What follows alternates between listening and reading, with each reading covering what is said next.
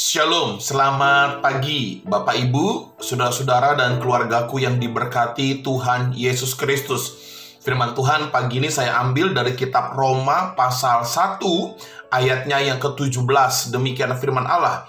Sebab di dalamnya nyata kebenaran Allah yang bertolak dari iman dan memimpin kepada iman. Seperti ada tertulis, orang benar akan hidup oleh iman.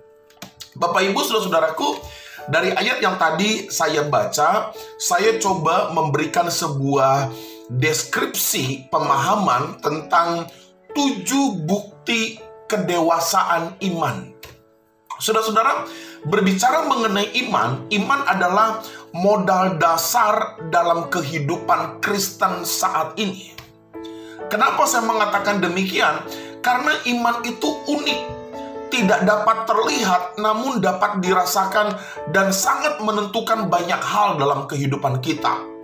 Iman menentukan hal-hal kehidupan yang sangat penting di dalam kehidupan saudara dan saya. Imanmu kepada Yesus Kristus, imanmu kepada Tuhan Yesus Kristus itu menentukan kebahagiaanmu, menentukan kekuatanmu, menentukan keselamatanmu, dan juga menentukan hari depanmu. Bapak Ibu keluargaku, kita harus mempunyai iman yang dinamis, bukan iman yang statis. Artinya apa? Pengiringan kita kepada Tuhan semakin hari harus semakin berkembang. Keyakinan kita kepada Yesus Kristus sebagai Tuhan dan Juru Selamat setiap hari terus berkembang, bertumbuh, dan menghasilkan buah. Kenapa saudara? Karena saya bilang tadi bahwa dengan iman kita mendapatkan kebahagiaan, kekuatan, hari depan yang penuh dengan pengharapan, dan pada akhirnya keselamatan menjadi bagian buat saudara dan saya. Alkitab juga berkata, iman timbul dari pendengaran akan firman Allah. Maksudnya apa Pak Pendeta? Saya berpendapat karena iman timbul dari pendengaran akan firman Allah, maka saya menyimpulkan iman itu bertumbuh pada saat saudara melakukan firman Allah. Tidak hanya meyakini Yesus sebagai Tuhan dan Juru Selamat, tetapi iman itu akan bertumbuh kalau kita melakukan firman Tuhan. Yang kedua pemahamannya adalah bahwa iman itu akan bertumbuh pada saat kita menghadapi tantangan dan rintangan tetap melakukan firman Allah. Apapun tantanganmu, apapun kesulitanmu, apapun pergumulanmu, tetap kita harus melakukan firman Allah. Jadi tidak ada alasan untuk kita tidak melakukan firman Allah. Karena firman Allah iya dan amin. Firman Allah membuat kita semakin bertumbuh.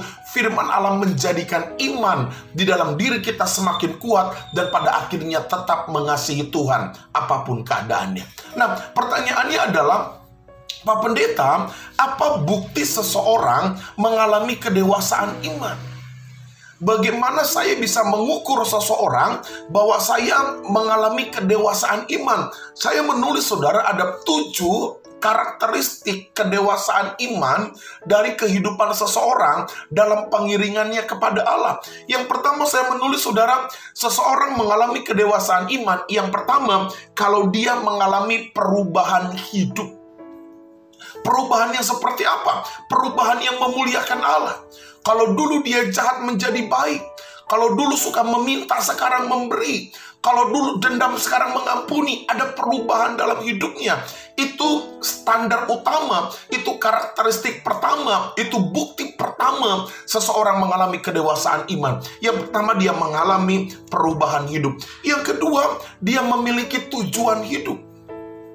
Dia tahu kemana dia harus melangkah. Dia tahu kemana dia harus mengerjakan sesuatu. Dia mengerti apa yang harus dia lakukan.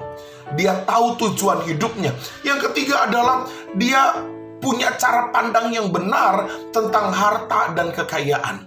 Bapak Ibu, harta dan kekayaan bukanlah segala-galanya. Karena itu kita punya cara pandang yang benar bagaimana kita mendapatkan harta dan kekayaan. Kita punya kekayaan tidak salah. Kita punya harta tidak salah. Kita perlu harta dan kekayaan. Tapi bagaimana cara pandangmu terhadap harta dan kekayaan itu menentukan kedewasaan imanmu. Yang keempat, saudara, perkataannya menjadi perkataannya membangun, perkataannya menjadi berkat, saudara. Bukti kedewasaan iman, perkataannya jadi berkat. Perkataannya tidak menjadi batu sandungan bagi orang lain. Yang kelima, dia tahu bagaimana cara menyelesaikan masalah. Saudara, orang yang mengalami kedewasaan iman, yang kelima, dia paham cara menghadapi dan menyelesaikan masalah. Dia mengerti bagaimana menyelesaikan masalah. Bukan lari dari masalah, bukan minta orang pintar untuk menyelesaikan masalah, tapi dia tahu benar apa yang harus dia lakukan dalam menyelesaikan masalah. Dan tentu dia harus mengandalkan kekuatan Tuhan. Yang keenam adalah dia memiliki kasih terhadap sesama. 7 bukti kedewasaan iman. Yang keenam adalah dia punya kasih. Dia mengasihi sesama. Dia tidak saling ngomongin orang.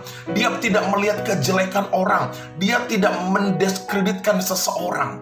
Yang ketujuh, saudara, dia mau berkorban bagi Kristus dan sesama. Bapak Ibu, dia mau memberi apa yang dia bisa beri kepada Allah dan kepada sesama. Bukan punya mental mengemis dan meminta, tapi belajar memberi, terus memberi, dan terus memberi. Bapak Ibu, saudara-saudara sekalian, ini adalah 7 bukti kedewasaan iman. Sejauh mana kedewasaan imanmu? Dari 7 poin tadi, mari bersama-sama kita mengejar hal yang baik untuk hormat dan kemuliaan namamu. Nama Tuhan. Shalom.